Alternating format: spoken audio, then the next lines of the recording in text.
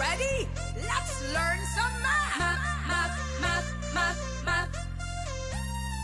Math, math, math, math, math. Math, math, math, math, math, math. Join me on an adventure. There's so much to explore. Numbers, shapes, and graphs to plot. Solve the problems, connect the dots. Algebra, geometry. Come, take a journey with us each Monday from 5:30 to 6:30 p.m. on ABS TV. Let's get to the heart of the matter. Math matters. Math, math, math, math. Math, math, math, math, math. Good evening, everyone. Welcome to another episode of Math Matters. I'm your facilitator, Mr. Anthony Lennon. Special shout out to Britannia Bucknell, who continues to be the first place student submitting weekly. Thank you for sending your answers. Now let us look at last week's challenge. The question reads, a rectangular garden measures 6 meters in length and 4 meters in width. A border with a uniform width is added around the garden, such that the area of the border equals the area of the garden. What is the width of the uniform border? So we have a rectangular garden surrounded by a uniform path or border. So here we have the rectangular garden, and here we have the uniform border. Now we are given the dimensions of the garden. Since the garden is a rectangle, we can find the area of it by using the formula for the area of a rectangle, which is length times width. We're told that the length, the longer side, is 6 meters, and the width, the shorter side, is 4 meters. Let's put in those dimensions.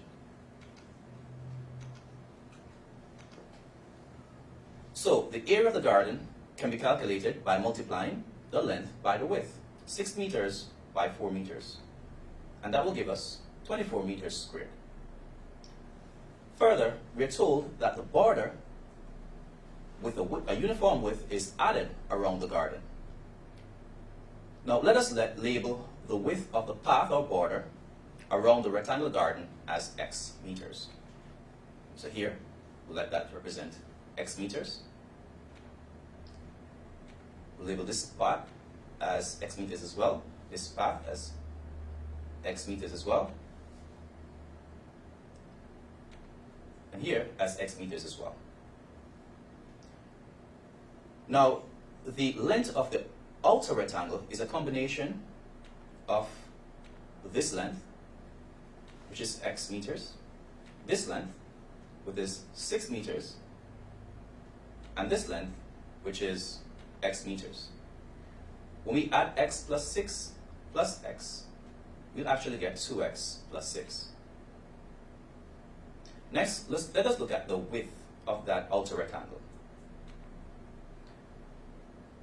The width of the outer rectangle is a combination of this length, which is x meters, this length, which is 4 meters, and this length, which is x meters. When we add x plus 4 plus x, we actually get 2x plus 4. So the area of the outer rectangle is simply 2x plus 6 multiplied by 2x plus 4. So the area of the large rectangle, as I mentioned, will be 2x plus 6 times 2x plus 4. Now let's look back at the original diagram. We can find the area of the uniform border by removing that garden. So the area of the large rectangle minus or subtract the area of the small rectangle will actually give us the area of the uniform border.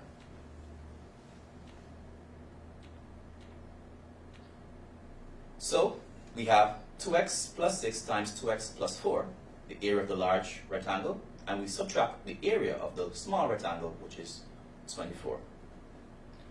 Now the area of the uniform border, let's write it again, is equal to 2x plus 6 times 2x plus 4 minus 24. Now what we want to do is to multiply out the binomial and simplify the rest. So we're going to multiply the 2x from the first bracket multiplied by 2x and also multiplied by 4. Let's do the first one. 2x times 2x give us 4x squared. 2x times 4 give us 8x. Now we look at the plus 6. We're going to multiply that positive 6 by 2x in the next bracket and 4 of that same other bracket. So 6 times 2x will give us 12x, and 6 times 4 will give us 24. And then we bring back the minus 24. Now we want to simplify that. Simplifying, we bring back the 4x squared, and 8x plus 12x are like terms, so we can add those and get 20x. 24 minus 24, that gives us 0, and so we are simply left with 4x squared plus 20x as an expression in x for the area of the uniform border. Now, the area of the uniform border, as we're told, is equal to the area of the garden. So let's write that down. Now we're going to write the expression in x for the area of the uniform border, which is 4x plus 20x, equal the area of the garden, which we calculated as 24. Now we have what we call a quadratic equation, because the highest power on the variable there is x, is actually 2, correction. So once we have a quadratic equation, we solve it by making it equal to 0. So we need to subtract the 24 on the right hand side. So subtracting 24 on the right hand side will leave us with 0, right? Because 24 minus 24 is 0. But we'll also need to subtract 24 on the left hand side as well. And that will give us 4x squared plus 20x minus 24 equal 0. Now we can simplify further by dividing each term by the highest common factor of 4, 20, and 24. And that will be 4x squared divided by the highest common factor, which is 4, will give us x squared. 20x divided by 4 as well will give us 5x. And 24 divided by 4 will give us 6. So we have x squared plus 5x minus 6. We also divide that 0 by 4, which will give us 0. Now we have a simplified quadratic equation, which is x squared plus 5x minus 6 equals 0. To solve this, we will factorize the equation. Now, because the coefficient of the x squared term is 1, that is, we have a 1 before the x squared, although we do not show that, the fastest way to do this is to look at the last term, the constant, which is negative 6, and find the factors of it, such that when we add those pair factors, we will actually get the middle term, which is positive 5. So we'll put the two pairs of brackets,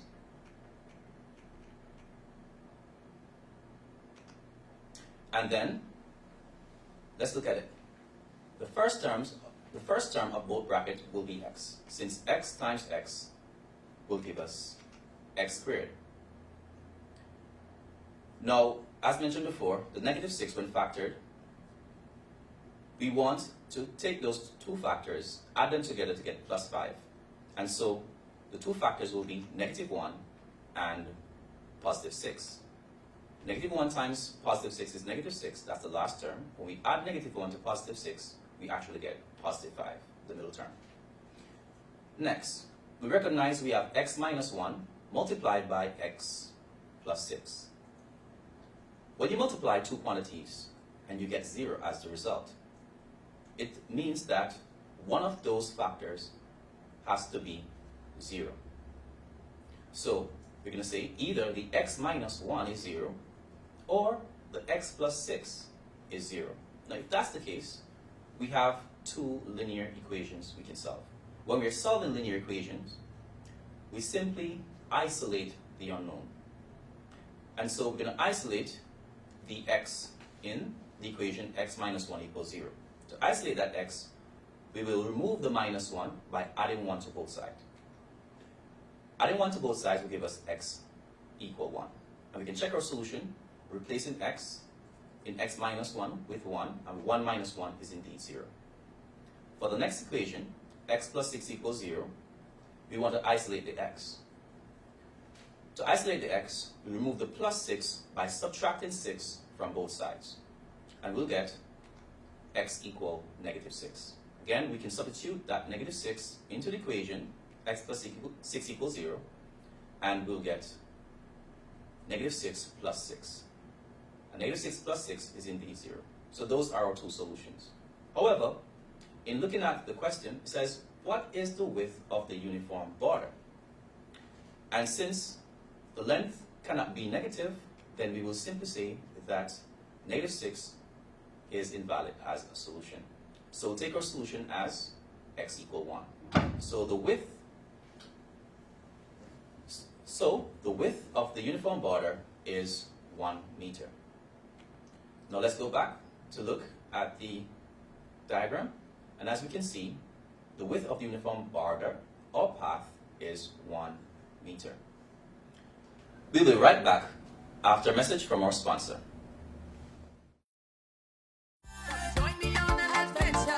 There's so much to explore. Numbers, shapes, and graphs to plot. Solve the problems, connect the dots. Algebra, geometry. Come, take a journey with us each Monday from 5:30 to 6:30 p.m. on ABS TV. Let's get to the heart of the matter. Math matters.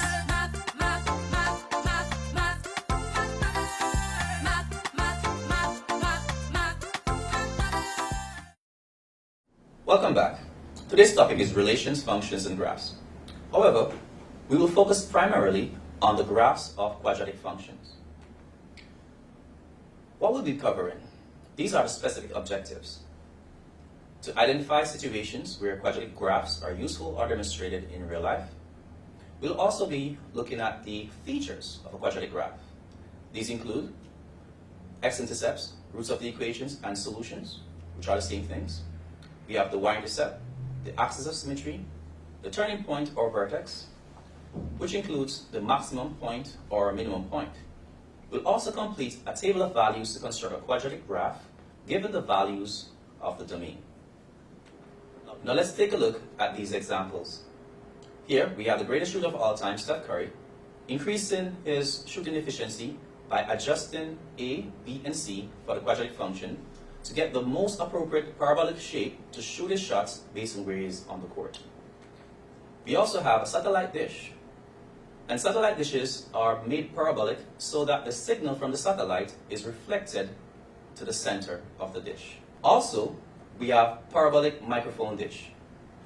Parabolic microphones have great sensitivity to sounds coming from one direction along the axis of the dish and can pick up distant sounds. Now, parabolic structures are able to strengthen the bridge, make it more efficient, capable of larger span, and supporting greater loads than horizontal beams. So these are the areas that we'll be looking at. Key features of quadratic graphs. We're looking at when graphs open up or down, turning point, whether maximum or minimum, axis of symmetry, the x-intercepts or the y-intercepts. Let us look at the general form for the quadratic function and the graph it produces. So here we have the standard form of a quadratic function, which is y equals ax squared plus bx plus c. The parabola will open up when a is positive, and it will produce a smile. And as we can see, we have that shape. Next, the parabola will open down when a is actually negative, and that will produce a frown, as we can see. Now, when a is 0, we will not have a quadratic graph. Why is that? Because a is 0, then a times the x squared term will give us 0, and we'll have a linear equation. Now, let us look at the axis of symmetry. The axis of symmetry is a straight line that passes through the center of the parabola, such that it cuts the parabola in 2 equal halves. Now, if we graph one side of the parabola, we could reflect it over the axis of symmetry to the graph of the other side. The axis of symmetry always passes through the vertex. Now, when we look at the parabola on the left-hand side, we can clearly see that we have a minimum point. That's the lowest point on the parabola, when it shapes like a smile. When it shapes like a frown, we have the highest point, which is called the maximum point. Now, we also have the x-intercepts of a quadratic function. And the x-intercepts, we can find the x-intercepts when y is equal to 0. When y is 0, we find the x-intercepts. Now, we look at all these three quadratic equations. We can clearly see that the first graph, the parabola does not cut the x-axis. And so we'll say that we have no x-intercepts. In other words, we have no solutions or no zeros. These are all names for the x-intercept. When we look at the second graph, we recognize that that parabola touches the x-axis at one point. And so we have one solution or one x-intercept. For the third graph, we can see the parabola cuts the x-axis at 2 points. And so we have two solutions. So in the first graph, again, we have no solution. In the second graph, we have one solution, and that solution is x equals 3. In the third graph, we have two solutions, and those solutions are x equals -2 and x equals 2. Now remember, the number of solutions is at most 2 because it's quadratic. Now we're going to look at the y-intercept of a quadratic function. The general form is y equals ax squared plus bx plus c. Now the c that we're seeing, or the c value there, is the y-intercept. And here we have the y-axis.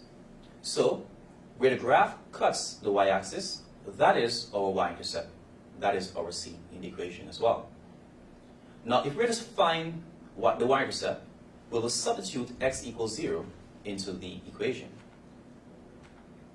And when we substitute x equals 0, we'll end up with simply y equals c. Now we want to recognize that the y-intercept is a point. It's a point on the graph, and that point is also on the y-axis. So it's where the graph cuts the y-axis. And since it's a point, it has a pair of coordinates. The x-coordinate will be 0, and the y-coordinate will be our c value as well.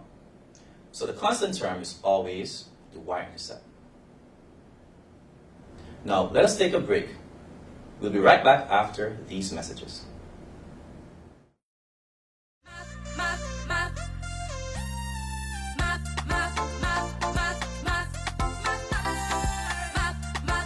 Take a journey with us each Monday from 5:30 to 6:30 p.m. on ABS TV. Let's get to the heart of the matter. Math matters.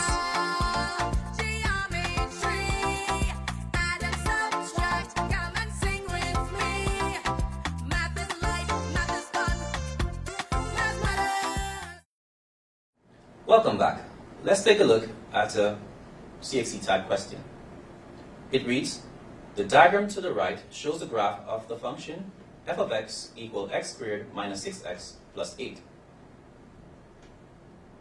The first part of the question asks us to state the coordinates of 1, the y-intercept. Looking at the graph to the right, we can clearly see that the graph passes through the y-axis at 8. And so that is the y-intercept, because the graph intercepts the y-axis at 8. And so we will write the coordinates as x equals 0 and y equals 8. And we can write this as an ordered pair. We have an open bracket, and we put 0, 8 in the bracket. Again, where the graph cuts the y-axis, that is our y-intercept, or y-intercept point. We also see that the graph cuts the x-axis at 2 points. And so those are our x-intercepts, or our roots, or our solutions. So we have 2 points where the graph cuts the x-axis, and so we have 2 x-intercepts. For the first intercept, the coordinates are 2, 0. 2 on the x-axis and 0 on the y-axis. The next point is at 4, 0. And so our x-intercept there will be 4, 0. Next, we are asked to determine the equation of the axis of symmetry. Now, the axis of symmetry is where the graph is being cut by a vertical line in 2 equal halves. And if we draw a straight line through the parabola at x equals 3, we'll have 2 equal halves. And so that is our axis of symmetry. The equation will be x equals 3. So it's always x equals some number. What number? The number where the graph cuts the x-axis. Next, we're asked, what is another name for the x-intercept? Well, another name for the x-intercepts could be the roots of the equations, or the zeros, or the solutions. And so we'll just write one, the roots of the equations. The next part of the question, part D, asks, determine the values of f of -1 and enter it in the table below. Okay, so we have a table below, and we're asked to determine the value of f of -1. Well, we have a function, and the input value there is -1. So that is our x value. We input in -1 into the equation, or the function. So the first thing we want to do is recognize that f of x is the same thing as y. We input x, and the output value will be y. So y is equal to x squared minus 6x plus 8. So we write the equation first of all, and we're going to replace x. And so we replace x with -1. Wherever we see x, we put -1. On the right-hand side, we want to simplify that part of the equation, or function. The square of -1 is +1. And -6 times -1 is +6 plus 8. So we want to write that. Now 1 plus 6 plus 8 will give us 15. So our output value, or our y value, is +15. So when x is -1, y is 15. Now for part E, we're told that we should use the provided graph of the function to find the corresponding y values to the given x values to complete the table. So we're looking at the quadratic graph, where x is 0. Now, where x is 0 is at the origin. And so we'll move towards the graph in a straight line. So we'll move upwards from the origin, and the y value there will be 8. So that's actually the y-intercept, where x is 0. What about when x is 1? So we look at the x-axis at 1. We move in a straight line towards the graph. And that will land us right here, at that point.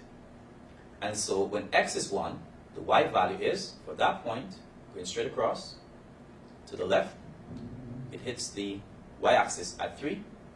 And so that will be our y-coordinate when x is 1. When x is 2, we look at the graph. When x is 2, look at the x-axis, correction. And we're seeing that x is 2 right where the graph cuts the x-axis. And so that is the x-intercept, or one of the x-intercepts. And so when x is 2, y will be 0. When x is 3, we look at the x-axis again, move in a straight line towards the graph. And so we have to move downwards this time. And the point there will be the minimum point, the lowest point on the quadratic graph. And the y coordinate will be -1. So when x is 3, y is equal to -1. What about when x is actually 4? Again, on the x-axis, we can see the graph cuts the x-axis there at x equals 4. And so the y-intercept will be 0. When x is 5, that's on the x-axis, we move straight up towards the graph. And for that point, when x is 5, y is +3. When x is 6, we move towards the graph again from x equals 6. So we have to move upwards, straight upwards. And for that point, we look to the left, towards the y-axis, and the y-coordinate is 8. Now let us take a break to hear from our sponsors. Join me on an adventure. There's so much to explore. Numbers, shapes, and crafts to plot. Solve the problems, connect the dots. Algebra, geometry. Come, take a journey with us each Monday from 5:30 to 6:30 p.m. on ABS TV. Let's get to the heart of the matter. Math matters.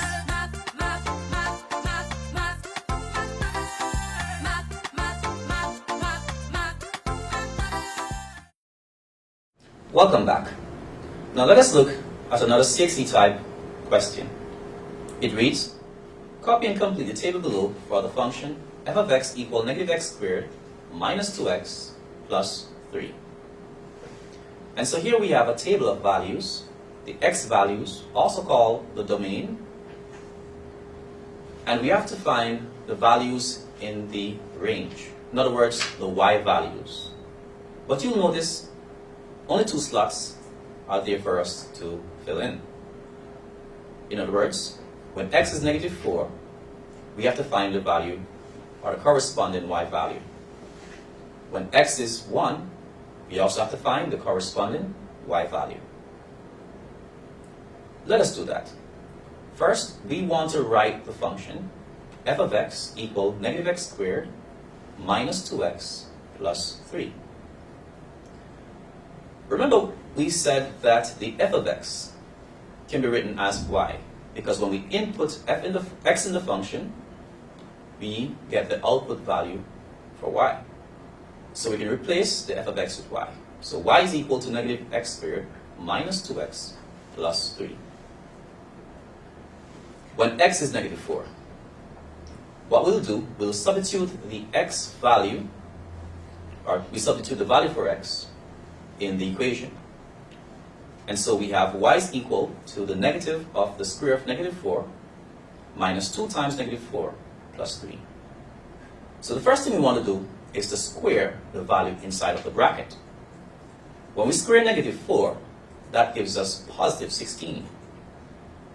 But we're not done with that term as yet. We want to multiply by the negative outside. Now the negative outside of the bracket is, or can be treated as negative 1. And so negative of the positive 16 will give us negative 16. Now the negative 2 times the negative 4 give us positive 8. And then we add 3. So we'll have y is equal to negative 16 plus 8 plus 3. Simplifying further, we'll have negative 8 plus 3. Negative 16 plus 8, we find a difference since we have different signs between negative 16 and positive 8. And when we get 8, we want to keep the sign of the term that has more, we have more of, in terms of we have more negatives than we do positives. Negative 8 plus 3. Here again, we have different signs. We have more negatives than we do positives. Because we have different signs, we subtract. We'll keep the negative. So y is negative 5. So when x is negative 4, y is negative 5. We'll put that in the table. We'll do the same for when x is 1. So we're going to substitute x equal 1 into the equation. And we'll have y is equal to the negative of the square of 1 minus 2 times 1 plus 3. When we square 1, we'll get 1. And then we'll have the negative of that 1. Negative 2 times 1 is negative 2 plus 3. Negative 1 minus 2 is what? If you think about the number line, you're at negative 1, and you subtract 2, you move 2 places to the left. And so that will give you negative 3. Or we can say that we have the same signs, and so we add and keep the sign. And so that will give us negative 3 plus 3. Now here we have different signs. And so we subtract. Once we subtract 3 from 3, we get 0. And so when x is 1, y is 0. Written as ordered pairs, we have negative 4, negative 5 in bracket, and 1 and 0 in another bracket, as a set of ordered pairs. Now let us look at part B, where we have to graph these values, or these set of ordered pairs. The first pair that we have is x equal -4 and y is equal to -5. So we start at the origin and we move 4 places to the left. Since x is -4, we move in the x direction, which is either right or left. But once it's negative, we move left. So we move left 4 places. And then, since y is negative, we move downwards. So we move 5 places downwards. And that will land us at this point. Now, it's always good to double check. For this point, you look towards the x-axis in a straight line, which is upward. And we can clearly see that the x value is -4. We look to the right, and the y value is -5.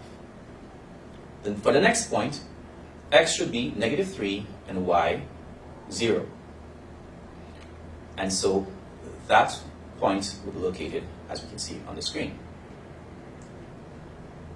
The x value is -3 and the y value is 0. In other words, from the origin, we move 3 places to the left, but since y is 0, we do not move in the y direction, up or down. For the next point, x is -2 and y is 3. So we'll move 2 places to the left from the origin, and then we do not move. We move 3 places up, since y is 3. So 2 places to the left, and 3 places up land us at this point. We double check.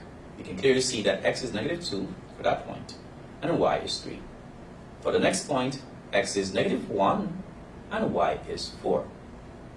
So from the origin, we move 1 place to the left, where x is -1, and then we have to move 4 places upwards, because y is 4, and so that will land us at that point. Next, x is 0, so we start at the origin where x is 0, we do not move left or right, since x is 0, and y is 3 means we're going to move upwards. And so moving on the y-axis upwards, that will land us at that point, 3 places upwards from the origin. When x is 1, this is +1, y is 0. We move 1 place to the right on the x-axis, since x is 1, but since y is 0, we stay right there. So we have the point located right there. The next point is x equals 2 and y equals -5. Since x equals 2, we move 2 places to the right from the origin. And then we move 5 places downwards, since y is -5. And that will land us at that point. Now, the next thing that we have to do is to draw a curve through all these points. We will not use a ruler. We use our hands without a ruler. So, joining the points with a line, we'll get what looks exactly like parabola. And as we can see, the curve passes through each of those points. And so we end up with a frown. We end up with a parabola with a maximum point. The next part of this question is to look at the various features. Part C. It says, state the following. 1. The coordinates of the y-intercept. Now, recall that the y-intercept is where the graph cuts the y-axis. Where does this graph cut the y-axis? Well, the graph cuts the y-axis at 3 on the y-axis. Now we asked for the coordinates, so we want the x value and the y value of that point. The x value of any point on the y-axis is 0. And so x will be equal to 0, but the y value will be 3.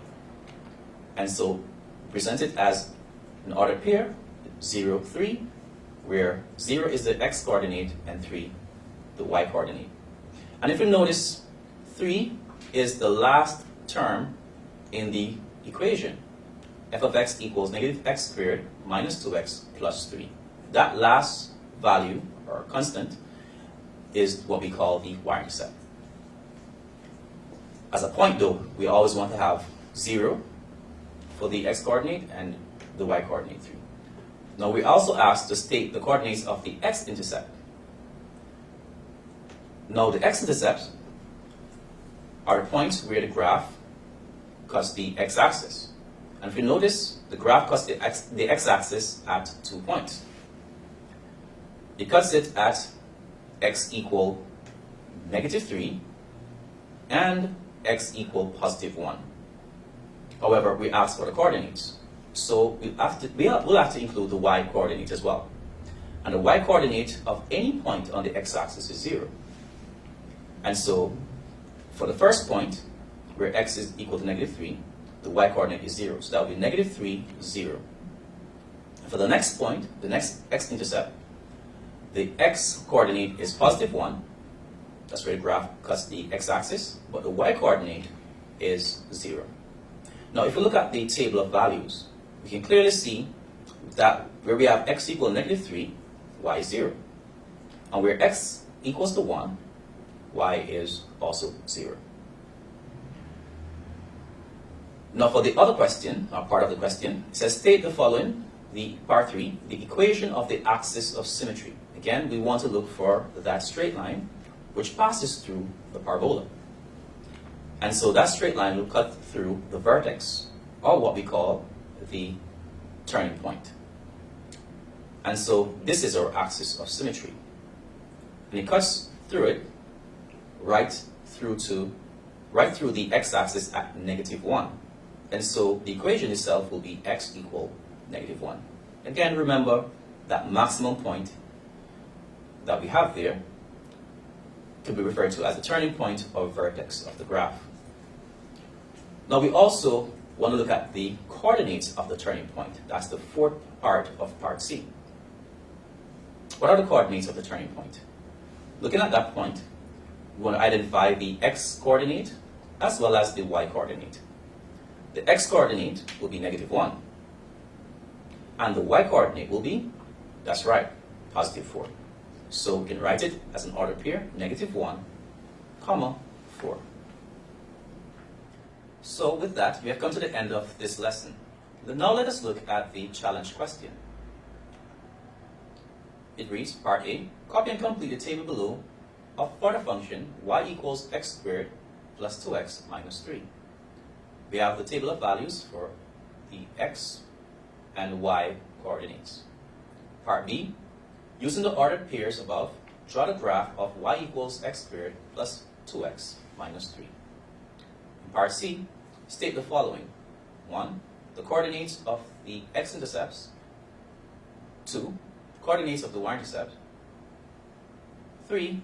The equation of the axis of symmetry. And 4. The coordinates of the turning point. Thank you for staying with us. And that has brought us to the end of this presentation. Remember to submit your solutions, mathmatters268@gmail.com. I repeat, mathmatters268@gmail.com. Please join us next week Monday when Mrs. Thornhill covers transformation geometry. Take care.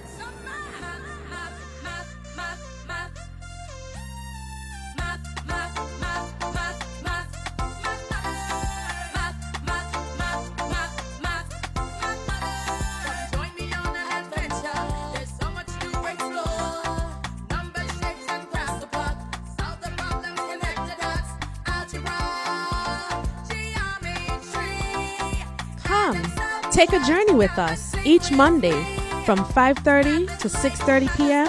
on ABS TV. Let's get to the heart of the matter. Math matters.